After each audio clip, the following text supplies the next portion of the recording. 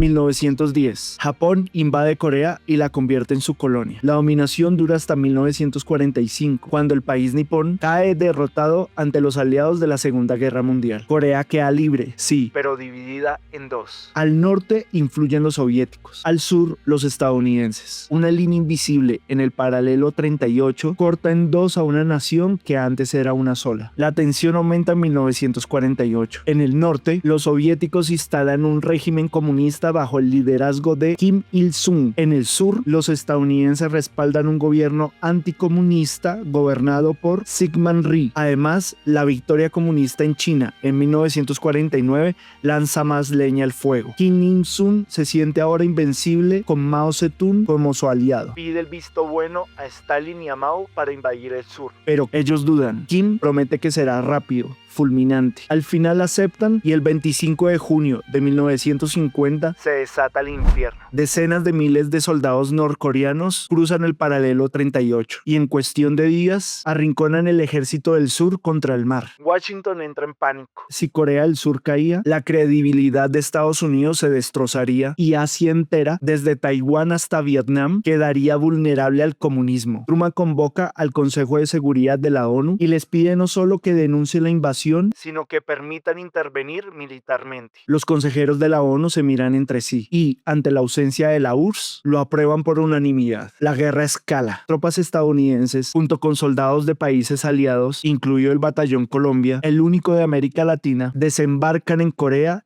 y contraatacan. Se cuentan miles de muertos, pero el ejército de Rhee avanza y, con el apoyo de Estados Unidos, empuja al norte hacia la frontera con China. Entonces, el gigante despierta. Mao cumple su promesa. Cientos de miles de voluntarios del pueblo cruzan el río Yalu. El frente se revierte. Los norcoreanos recuperan el terreno. Y al final, la línea de combate vuelve al lugar donde todo comenzó. El paralelo 38. Transcurren 3 años de infierno, con miles de muertos, hasta que se firma un armisticio con el que se cesan las batallas, mas no la guerra. Tras esto, no hay vencedores claros. La Unión Soviética siguió manteniendo su influencia en Corea del Norte, al igual que Estados Unidos en Corea del Sur. Sin embargo, Washington había mandado un mensaje claro al mundo. Estaba dispuesto a luchar y a morir para frenar el comunismo. Pero aquella guerra no cerraba el capítulo. Era solo el aviso de lo que vendría después. Cuba, 1959. Un grupo de barbudos con fusiles en mano y boinas verdes en la cabeza entra triunfante a La Habana. Al frente, un joven abogado llamado Fidel Castro lidera el desfile. Habían derrotado a Fulgencio Batista, dictador y títere de Washington, que había convertido a la isla en el prostíbulo y casino del Caribe para los yanquis. Para ese momento, Fidel y los suyos no eran comunistas, eran independentistas. Su objetivo no era unirse a la URSS, sino liberarse de Estados Unidos. Cuba para los cubanos, y lo demostraron rápido. Nacionalizaron haciendas, bancos y empresas, muchas de ellas estadounidenses. Aún así, para Washington eso era intolerable. No importaba si Fidel decía ser comunista o no. Estaba desafiando al imperio en su propio patio trasero. Así que responde. Reduce la cota de importación de azúcar, principal fuente de ingresos de la isla. Impone un embargo parcial. Y en secreto, la CIA comienza a diseñar planes para tumbar a Castro. En 1961 pone en marcha uno de esos planes, la invasión de Bahía de Cochinos. Pero todo termina en un desastre. En apenas 72 horas, los exiliados cubanos apoyados por los Estados Unidos son derrotados. Para Fidel, esto es una victoria grandiosa. Para Washington, una humillación mundial. A los ojos del continente, Estados Unidos había fracasado en su intento de aplastar una revolución. Y lo peor estaba por venir. Pocos días después, Fidel declara el carácter socialista de la revolución cubana y se alinea oficialmente con la Unión Soviética. Todo un desastre. Washington se jala el cabello. No solo había perdido el control de Cuba, ahora la URSS tenía un pie firme en el Caribe, a apenas 150 kilómetros de Florida. Así, el 14 de octubre de 1962, se hace realidad el mayor de los miedos. Un avión espía estadounidense, el U-2, sobrevuela la isla y descubre lo impensable. Bases soviéticas en construcción para instalar misiles nucleares de alcance medio. Misiles capaces de volar y destruir Washington Washington, Nueva York o Chicago en cuestión de minutos. El planeta entero contiene la respiración. 13 días de máxima tensión. Nunca la humanidad había estado tan cerca de una guerra nuclear. Delegados de la URSS y Estados Unidos se reúnen en secreto para negociar. Finalmente se llega a un acuerdo. La URSS retira sus misiles de Cuba si Estados Unidos promete no invadir la isla y, además, desmonta sus propios misiles de Turquía. Khrushchev acepta, Kennedy también. El mundo respira con tranquilidad. Pero Washington queda herido en su orgullo. Había tenido que negociar con Moscú en condiciones de debilidad y en su propio hemisferio. Desde entonces, los yanquis juraron que jamás permitirían que otra Cuba se replicara en América Latina, aunque para ello tuvieran que desangrar al continente entero.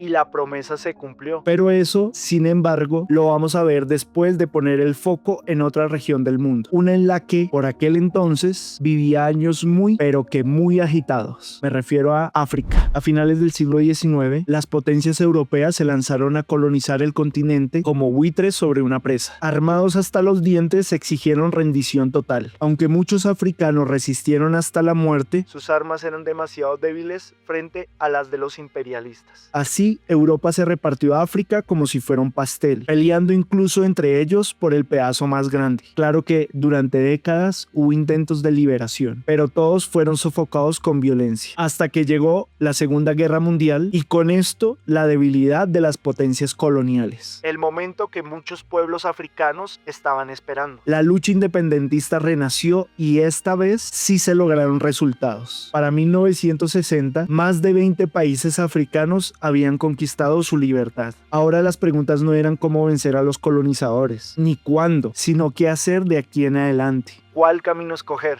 La serie La Corona, un drama histórico basado en la vida de la reina Isabel II, reconstruye magistralmente una de estas disyuntivas. En el capítulo 8 de la temporada 2, titulado Estimada señora Kennedy, vemos un gran retrato de la reina Isabel II, junto a la bandera del Reino Unido. En eso, dos hombres africanos se acercan a la pintura y la toman por las esquinas. Corte a cámara, vemos al líder político independentista de Ghana, Kawane Nkrumah, pronunciar un discurso a puertas cerradas frente a una delegación africana. Nkrumah dice que quienes hoy están reunidos no lo hacen como ganeses, marroquíes o malinenses, sino como africanos. Un pueblo que ha sufrido la corrupción del poder imperial del pasado y por eso ha llegado el momento de buscar nuevos aliados, unos que entienden la importancia estratégica del África y que los traten como iguales, no como subordinados ni como esclavos. Entonces alza la voz y dice: es momento de elegir nuestro propio destino. Mientras tanto, los dos hombres africanos quitan el retrato de la reina Isabel, lo guardan en un cuarto oscuro y en su lugar lo sustituyen por una imagen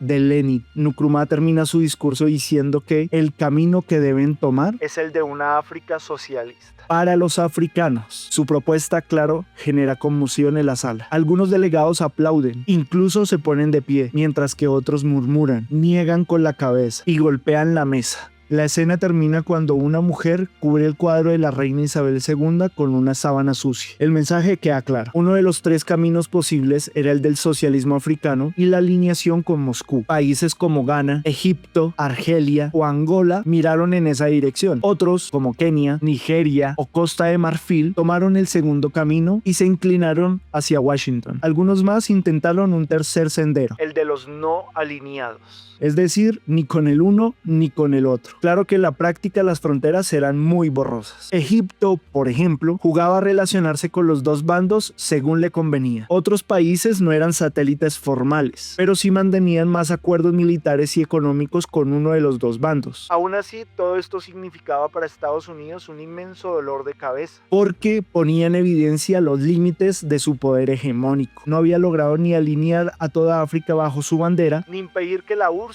ganara aliados en ese continente. Fuera del África, había otro caso igual de simbólico, la India, quien, tras independizarse del Reino Unido en 1947, se mantuvo oficialmente como un país no alineado. De hecho, junto a Egipto y Yugoslavia, fue fundador del movimiento de países no alineados en 1961. Pero, en la práctica, India mantuvo durante décadas estrechos lazos con Moscú. Washington nunca pudo atraerla del todo a su propia órbita, en parte porque había apostado por su vecino y rival, Pakistán, otro recién independizado del Imperio Británico. Como se ve, para la Casa Blanca, el panorama global era cada vez más desalentador. En Vietnam, tras años de guerra contra los comunistas, Estados Unidos terminó derrotado en 1975, en lo que se considera una de sus mayores derrotas militares. Poco antes, el escándalo de Watergate había provocado la caída de Nixon, dejando al gobierno debilitado y con una ciudadanía cada vez más escéptica en las llamadas guerras eternas en las que su país se veía envuelto. El escepticismo creció cuando la prensa reveló atrocidades como la masacre de My Lai, donde soldados estadounidenses violaron y asesinaron a mujeres y niñas vietnamitas. En otro lugar, en el Pacífico, su gran aliado, Japón, crecía a un ritmo sorprendente, al punto de arrebatarle mercado a las empresas norteamericanas. Y en Europa Occidental, otro socio clave, la recuperación económica los llevó a tomar una decisión inesperada: crear Airbus para competir en la industria aeronáutica con Boeing. Que Estados Unidos no lograra impedirlo demostraba lo mal que la estaba pasando en aquel momento. No solo eso, con la competencia armamentística contra la URSS, también había fracasado de forma estrepitosa en la llamada Guerra de las Galaxias, aquel plan que buscaba construir un escudo espacial para repeler ataques nucleares soviéticos. Nunca logró construirlo, pero sí le costó muchísimos recursos que se hubieran podido invertir en planes menos ambiciosos,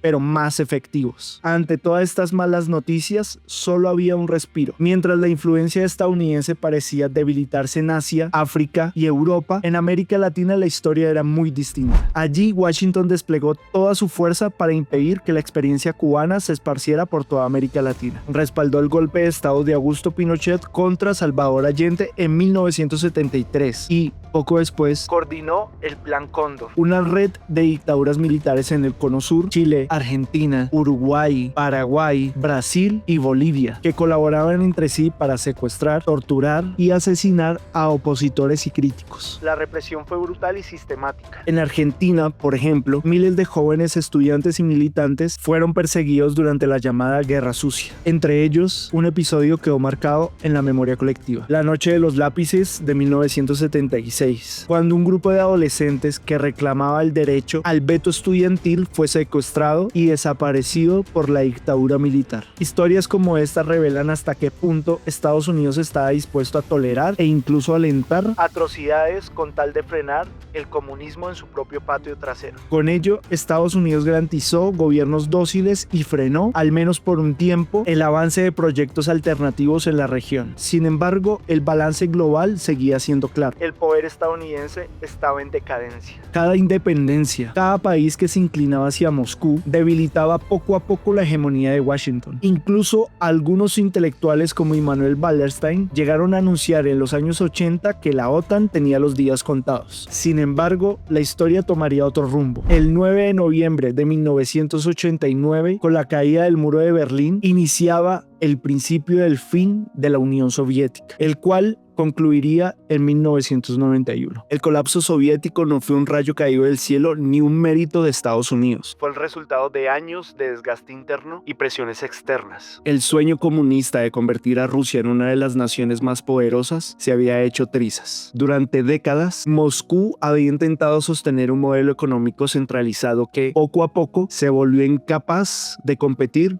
con los modelos económicos capitalistas. La escasez de bienes de consumo, la baja productividad y la corrupción burocrática minaban la vida cotidiana de millones de ciudadanos. Al mismo tiempo, el gasto militar descomunal para mantener la carrera armamentística contra Estados Unidos drenaban recursos que se hubieran podido utilizar para modernizar fábricas, hospitales o escuelas. La guerra en Afganistán entre 1979 y 1989 fue otro golpe brutal, costosa en vidas y en dinero. Terminó siendo el Vietnam soviético. A todo esto se le sumaba el descontento social en los países satélites del este europeo. Polonia, Hungría, Checoslovaquia, todos servían en protestas contra los regímenes comunistas impuestos desde Moscú. Y cuando Mikhail Gorbachev llegó al poder en 1985, intentó salvar al sistema haciendo dos reformas: la perestroika, el cual se trataba de una reestructuración económica, y la glasnost, el cual implicaba una apertura política. Pero lejos de salvar evitarlo, aceleraron su derrumbe. La gente comenzó a hablar, a criticar, a organizarse. Los muros del silencio se desquebrajaron. En 1989, ese descontento se volvió imparable. Uno tras otro, los regímenes de Europa del Este cayeron como fichas de dominó, hasta que en Berlín la multitud rompió el muro con sus propias manos. Este, sin duda, era el símbolo más claro de que la Guerra Fría había llegado a su fin. 2 años más tarde, en diciembre de 1991, la bandera roja con la hoz y el martillo fue arriada del Kremlin. Así, la Unión Soviética dejaba de existir. Contra todo pronóstico, durante la década de los años 90, Estados Unidos miró a su alrededor y respiró tranquilo. Casi todas las amenazas a su poder se habían extinguido o reducido. Se había salvado, quedando como la única superpotencia del planeta. Tal vez ya no con la misma fuerza de los primeros años de hegemonía, pero aún era el dueño del trono. Un trono desgastado, sí, pero indiscutiblemente suyo. Parecía el fin de la historia. El capitalismo liberal se proclamaba vencedor y el mundo se encaminaba hacia un orden unipolar bajo la bandera de Washington. Sin embargo, lejos del final, aquel momento marcaba el inicio de un nuevo capítulo. Uno en el que surgieron nuevos liderazgos dispuestos a desafiar la hegemonía de Estados Unidos.